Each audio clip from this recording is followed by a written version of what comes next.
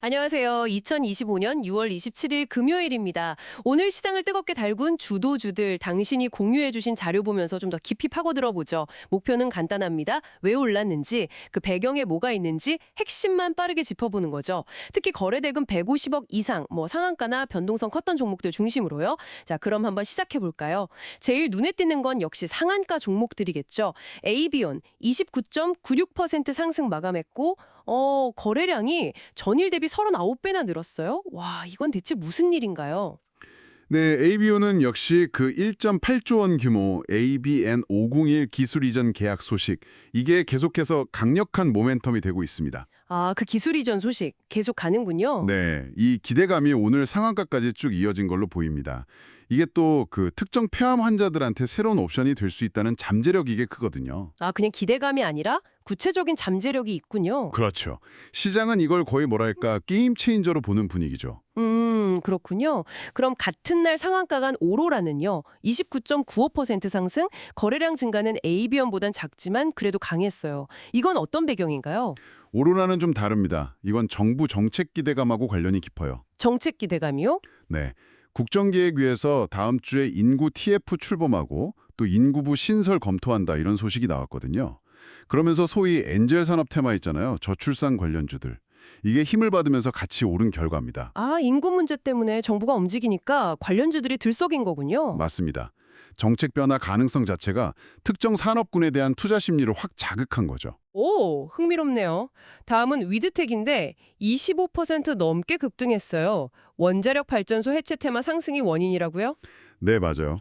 구체적으로는 원자력 안전위원회가 고리 1호기 해체를 최종 승인했다는 소식. 이게 직접적인 영향을 미쳤습니다. 고리 1호기 해체 승인. 네. 근데 여기서 더 재밌는 건 이게 또 휴림 로봇 급등하고 연결된다는 점이에요. 휴림 로봇도 23% 넘게 오르고 거래량도 13배 늘었거든요. 원전 해체랑 로봇이랑 무슨 관계죠? 아, 원전 해체 작업이 위험하고 또 복잡하잖아요. 거기에 로봇을 활용할 수 있다는 기대감이 커진 거죠. 아하. 그래서 로봇 테마 일부도 같이 상승한 거군요. 특정 이벤트가 연관 산업으로 확 퍼지는 모습이네요. 네, 그런 모습이죠.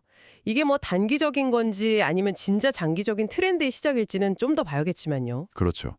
원전 해체 자체는 엄청 오래 걸리는 일이니 로봇 역할이 중요해질 수도 있겠네요. 맞습니다. 그런 장기적인 기대감도 분명히 있는 것 같습니다. 다만 이제 실제 수주나 적용까지는 시간이 좀 걸리겠죠. 그렇군요. 다른 종목들도 좀 볼까요? 코오롱이랑 콜마홀딩스, 지주사 테마 상승 속에서 19% 안팎으로 크게 올랐어요. 이건 왜 그런 거죠? 네, 일단 지주사 테마가 좀 부각된 면이 있고요. 거기에 개별 이슈가 더해진 경우입니다. 코오롱 같은 경우는 자회사 코오롱 인더의 아라미드 신규 투자, 그리고 업황 반등 기대감 이런 게 있었고요. 아, 자회사 호재군요. 네. 콜마홀딩스는 좀 특이한데 콜마 가문의 법적 공방 소식이 있었어요. 근데 이게 오히려 뭐랄까 경영권 안정화나 지배구조 개편 기대감으로 해석되면서 주가에 영향을 준 것 같습니다. 아, 오너 리스크가 오히려 호재로.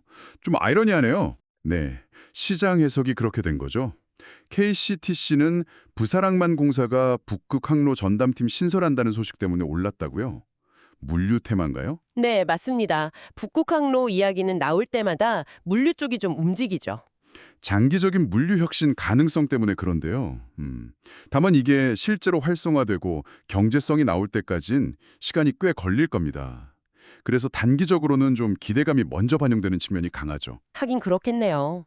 일진전기는 골드만삭스가 구리 가격 전망을 올렸다고 그래서 전력 설비 테마로 주목받았고요. 네, 맞아요. 구리 가격 오르면 전선 수요도 늘고 단가도 오르니까 전력 설비 업체들한테는 좋죠. 그리고 좀 더 크게 보면 글로벌 에너지 전환 때문에 전력망 투자가 계속 늘어날 거라는 기대감, 이것과도 연결이 됩니다. 그러고 보니 비츠로테크 같은 경우는 전력 설비, 원전 해체, 또 방산까지 여러 테마에 걸쳐 있네요. 네, 그런 경우도 있죠. 여러 모멘텀이 겹치면서 주목받는 경우입니다. 와, 정말 오늘 추도주들 보니까 동력이 엄청 다양하네요. 정리해보면 ABO는 기술 계약의 파급력, 오로라는 정책 기대감, 위드텍과 슈리모봇은 산업 이벤트랑 기술 연계, 그리고 콜마홀딩스는 지주사 가치에 개별 이슈가 더해졌고 KCTC는 장기적인 물류 변화 기대감, 일진전기는 원자재 가격하고 거시적인 트렌드. 와, 그렇습니다. 당신에게 이 분석이 중요한 이유는 바로 이런 다양한 뉴스들이 어떻게 주가랑 연결되는지 그 맥락을 보여주기 때문이죠. 그리고 그 배경에 있는 더 큰 흐름들 있잖아요. 바이오 기술 혁신, 인구 구조 변화, 에너지 전환, 로봇 기술 확산 같은 것들. 이런 걸 이해하는 데 도움이 될 수 있습니다. 네, 확실히 시장의 단기적인 분위기나 자금 흐름을 읽는데 큰 도움이 되네요.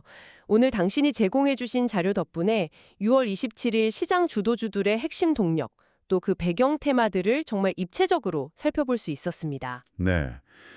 마지막으로 이런 질문 한번 던져보고 싶네요. 네, 어떤 건가요? 오늘 분석 자료에서 보면 해시태그 로봇, 해시태그 원전, 해시태그 전력 설비 같은 키워드들이 좀 눈에 띄었잖아요. 네, 맞아요. 반복적으로 나왔죠. 앞으로 이 개별 테마들이 서로 어떻게 엮이거나 영향을 주고받으면서 또 다른 시장 흐름을 만들어낼 수 있을까요?